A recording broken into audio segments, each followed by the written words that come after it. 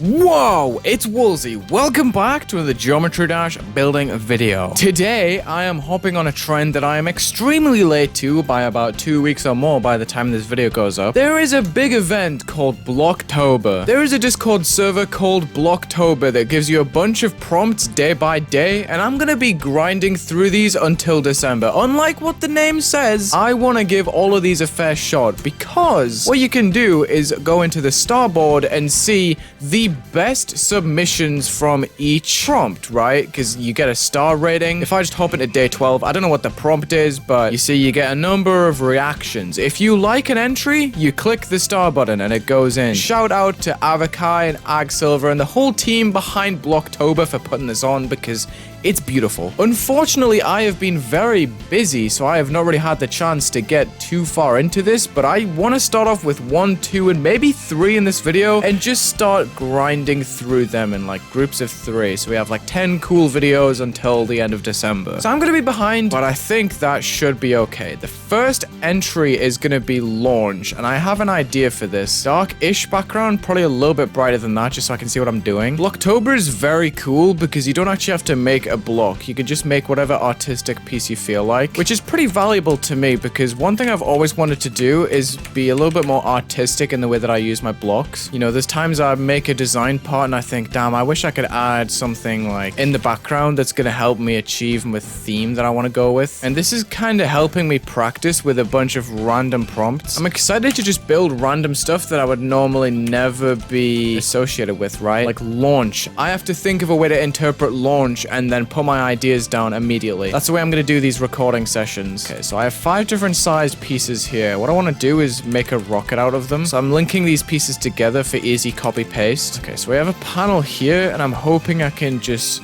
rotate this and scale it down and have a panel at the bottom. Interesting. And then use this side to create a little box. That's very bright, but it's hopefully going to make sense if I go into the flames over here and add some orange and yellow blending. Okay, that's very weird looking, I gotta be honest. What if I flip the colors around? Does that help? What if I make it low opacity like the rest? Yeah, there we go. So I'm going to copy paste, scale this down on itself, and then add some glow on the edge, which hopefully if I make it small enough, I'm hoping I can just cut off the edge so you can't tell it's just one block. I'm also going to challenge myself not to scale hack. Okay, this is interesting. Maybe if I make it smaller and then stick it out the bottom, it'll make more sense. Not sure. It might be beneficial to lower the opacity here. It's a weird choice, but it does help me. And I can copy this for the other side. But flip it around as well. This feels a little bit too tall. There we go. I think for a window on this thing, I am just going to copy the square from the bottom and just reuse it in the middle. It's the circles that are the problem. So if I can turn off link controls for just 1 second, I can probably scale these down.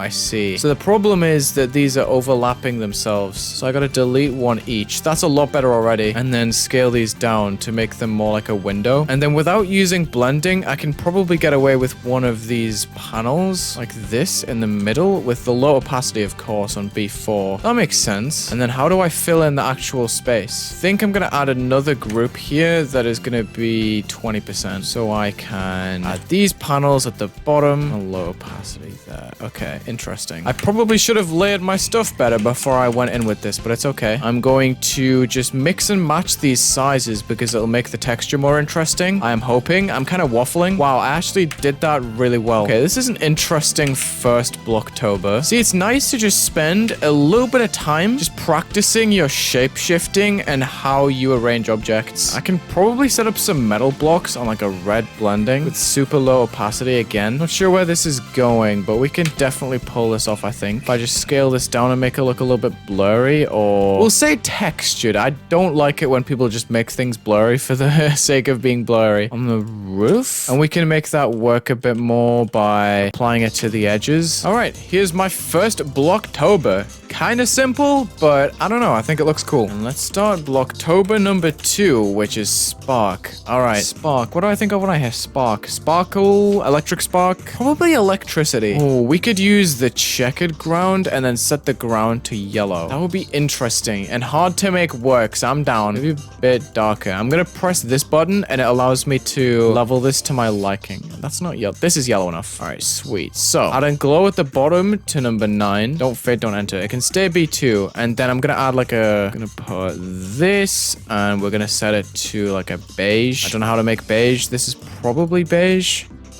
Doesn't fit with everything else though, so I'll make it more yellow. Yeah, sure, that'll work, whatever. God, I'm gonna have to make this skinny and use more object, but it should be okay. If I have a pole like this, we can probably add a little gradient piece as well to darken it even more when it gets to the ground. Neat. So we've doubled that up. I'm gonna move it into its place. Oh, it needs to be tripled up. You know, it might actually look cool if it has a thicker bit at the bottom, because it might look rooted to the ground. So I'm kind of winning, honestly. Top of B2. Yeah, this actually works. We're just creating like a pole for this object to stand on. And at the top, we add, I don't know, maybe one of these objects that is much darker. And we can add a darker spot on top. Then we need a receiving pole. So I'm going to take all of this glow on the ground and move it over here. Move it up 1. If I could just manage these small blocks. Smooth. All right. So then we need to firstly add tiny glow on a yellow blending, which I've reserved 1 for, because this is the most important color so far. We can add a much smaller glow piece. Now that I think about it, this should be light background because the green just works better, and then I can probably scale it up and then add like a more subtle version. Yeah, you see, we have like a super bright version because the bottom of the gradient, the brightest part, is visible. And when we've scaled it up, it's not as visible. So we now have these poles, and what I'm gonna do is go to editor layer number 4, set up one of these circle objects firstly, and we're gonna make a little sparkle. And the way we're gonna do that is by placing down a glow piece, making a glow ball just like in 1.9, but then moving these objects in on themselves. If I can press the right button, please, like this. So we have a little overlap there,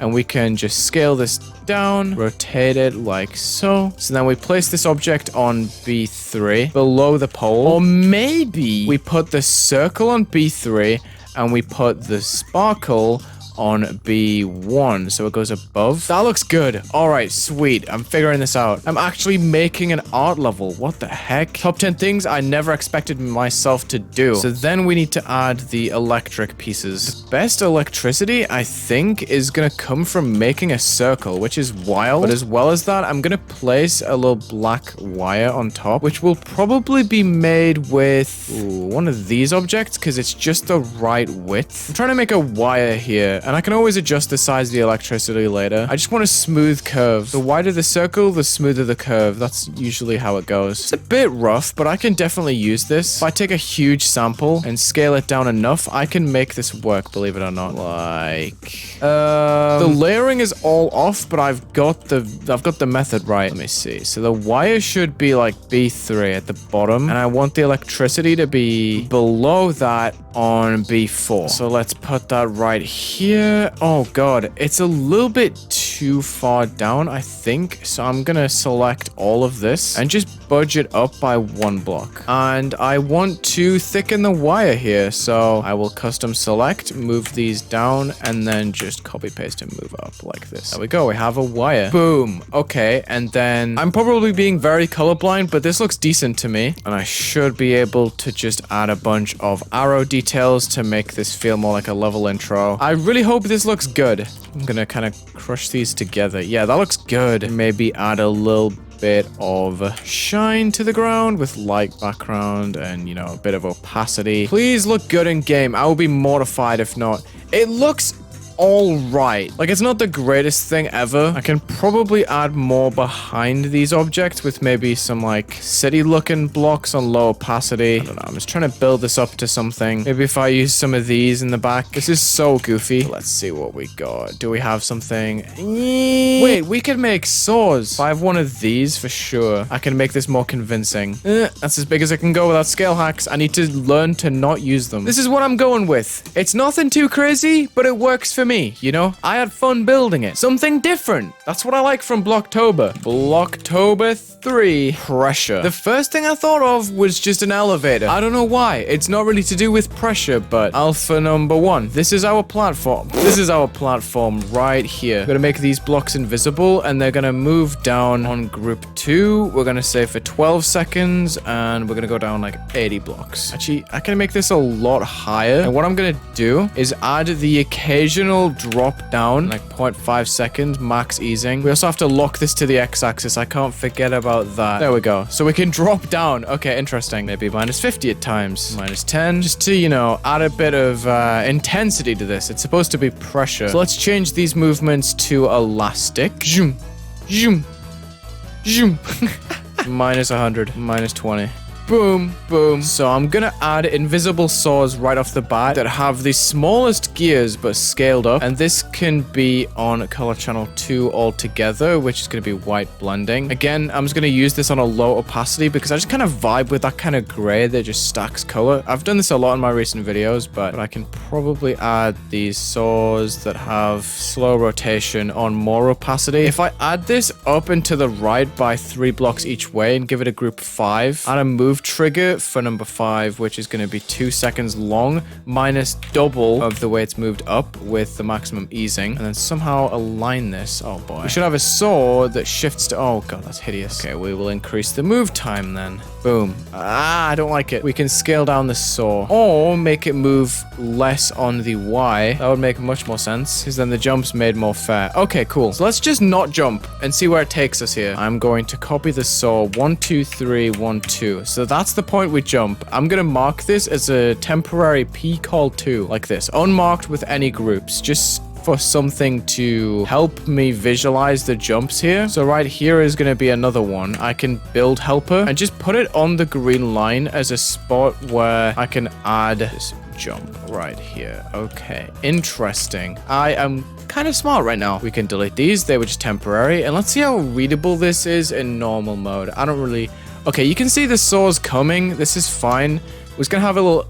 What just... Oh, there's a ceiling. The ceiling doesn't even need to be there, to be honest. Let's just get rid of that, and then we can have these just fall down. Yeah, this is cool. I enjoy this. Yeah, you see... Ah, okay. Wait, what? Oh, dude. Okay, because of the ceiling, I think my cube was glitching onto the ceiling when that moved down. So I'm gonna have to move these down an extra 4 blocks because the ceiling was 4 blocks high. Yeah, okay. I was wondering, like, why the saw's so high up in the air, but it all makes sense now.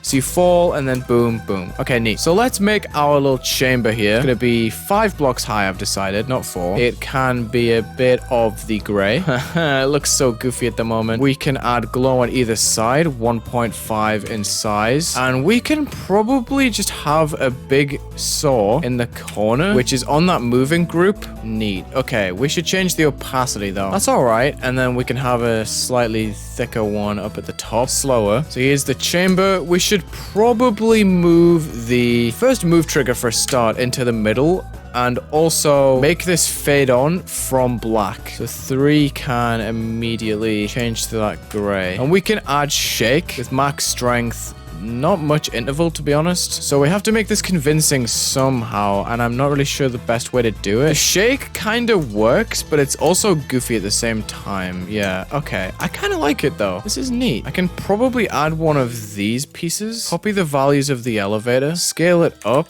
and then have it move. It's gonna be super weird, but I'm willing to give this a try because I've never really done this kind of thing before where I've just had like a box. We can probably make 3 on the detail a bit brighter so it's a bit more interesting. Yeah, we also need to flip the glow, so like that. So I'm gonna add a lot of these at the bottom, give them a group 10. 1, 2. Okay, that's gonna fill up the screen a lot. So we can have a constant movement right here. 1,000 blocks in 10 seconds for this group, which is 10. Okay, this is all very memorable. Or maybe even 2,000 because that was kind of slow.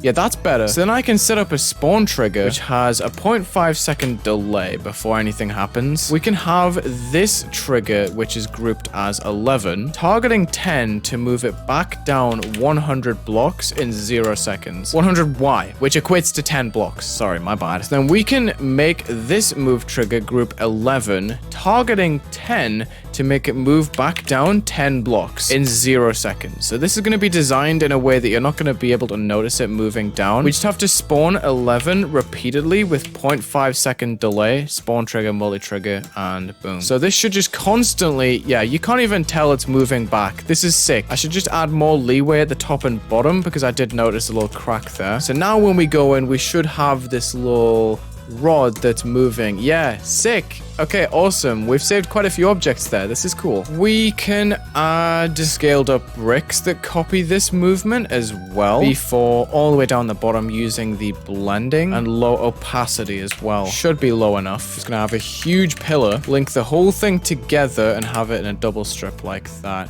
Make sure it's on the moving group, which is number 2. And then also a new group 12, which is going to move towards the player. And then we can have this in abundance, like this. And 12 can move towards the player pretty quickly, like this. So we're going to have pillars that are kind of like sweeping towards us and also moving up and down like that. Okay, that suits us, honestly. And then we can have like a singular version if I just select random pillars that exists on group number 13. Maybe flipped a bit as well. More opaque, I'm gonna say. This is just a guess. That's so opaque. Wow. New group for opacity. What is 3? 20% or something? 28. Okay, we will make the new group half of that. You know what? This can change in opacity. This is so genius for me. So we can have this new opacity fade on and off from high opacity, which is going to cause a lot of pressure, I think, because it's going to seem like we're traversing, right? 13 moves a bit slower. And then I'm going to pulse color channel number whatever 2 to like a red-ish 4 and 4. There we go. So we have these bricks that are going red-ish. So it seems like the elevator is going red in an emergency. Boom, boom, boom. I like this, dude. This is hype. One tiny smaller thing is copying the values and rounding off these edges, making sure they're on 1.5. Oh, I didn't think of that. I have to put these bricks above because the saw is black on a black background, and that's fine until something is behind it, like these bricks, right? So if I put these on B4, you can see the saw, but if I put them on T3, yes, they're going to appear in the shaft, which is kind of weird, but at the same time, it makes this a lot more convincing, I think. Yeah, this is neat. I rock with this. Oh, this gray does not change with this pulse. My bad. Let me just add another pulse, which is maybe a little bit shorter on one side, longer on the other, a bit more red, just for a bit of variety. There we go. Okay, neat. That is 3 Blocktobers in one video. I know I'm like 2 weeks late, but it's kind of hype, right? I like just making simple stuff like this. It makes me happy. Wow. This ending is actually not ugly. Okay, yes, it is, but thank you so much for watching this Geometry Dash video. I'm so happy with this. This was so hype. Blocktober is epic. Check the links in the description. Leave a like and subscribe, and have a good day.